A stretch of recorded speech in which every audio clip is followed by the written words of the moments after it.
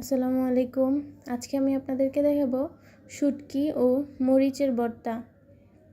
তো এখানে আমি মরিচ টমেটো সিদ্ধ করে নিয়ে ব্লেন্ডার করে নিয়েছি, শুকনো মরিচ কাঁচামরিচ ও টমেটো। তো এখানে আমি শুটকিটা ভালো করে ধুয়ে সিদ্ধ করে আগুন দিয়ে ছেঁকে নিয়েছি। দেখুন, এই যে আগুন দিয়ে ছেঁকার পরে কালারটা এরকম আসছে। তারপরে আমি এটা পাটা দিয়ে থেতলে নিয়েছি, রান্নার সময় এমনিতেই গলে যাবে। সো আমি এখানে সরিষার তেল দিয়েছি প্রায় 200 গ্রামের মতো, দিয়েছি পেঁয়াজ কুচি 8টা কুচি করে নিয়েছি। তো এবার দিয়ে দিব 2টা বড় সাইজের রসুনের কোয়া, আস্তও দিতে হবে রসুনের কোয়া, রান্নার সময় এমনিতেই গলে যাবে, কিছু কিছু আস্তও থাকবে। সো দিয়ে দিব এবার শুটকিগুলো, ভালো করে এগুলো ভেজে নিব।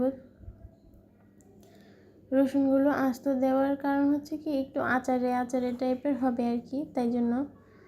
সো আপনারা ট্রাই করবেন যাতে রসুনটা আস্তই দেওয়ার।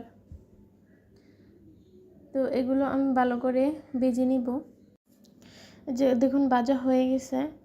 তো এবং দিয়ে দিব লবণ 1 চামচ, হলুদ গুঁড়ো 1 চামচ ও মরিচ গুঁড়ো 2 টেবিল চামচ।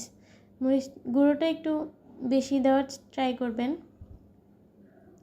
তো এগুলো আমি হালকা একটু পানি দিয়ে কষিয়ে নিব। তো কষানো হয়ে গেলে ওই যে ব্লেন্ড করা মরিচ আর টমেটো পেস্টটা দিয়ে দিব। তো দিয়ে ভালো করে রান্নাটা বসিয়ে কোথাও যাওয়া যাবে না, এটা অনবরত নাড়তে হবে, নয়তো লেগে যাওয়ার চান্স থাকে। দেখুন আমি এটা বেশ কিছুক্ষণ ভাজার পরে কালারটা এরকম আসছে, যদিও এখনও পানি আছে। তো আমি ভালোভাবে নেড়ে এটাকে পানি শুকাইতে হবে। দেখুন এখন সুন্দর কালারটা বোঝা যাচ্ছে। দেখতে যেরকম সুন্দর হয়, এটা খেতেও অনেক মজা হয়। অনেক দিন ফ্রিজিং করে রাখা যায়, 1 মাসের মতো রেখে খেতে পারবেন। একটু টাইম নিয়ে অল্প আঁচে এটাকে ভাজবেন, দেখবেন যে খুবই একটা ফ্লেভারফুল হয় এই রান্নাটা। দেখুন আমার রান্নাটা হয়ে গেছে।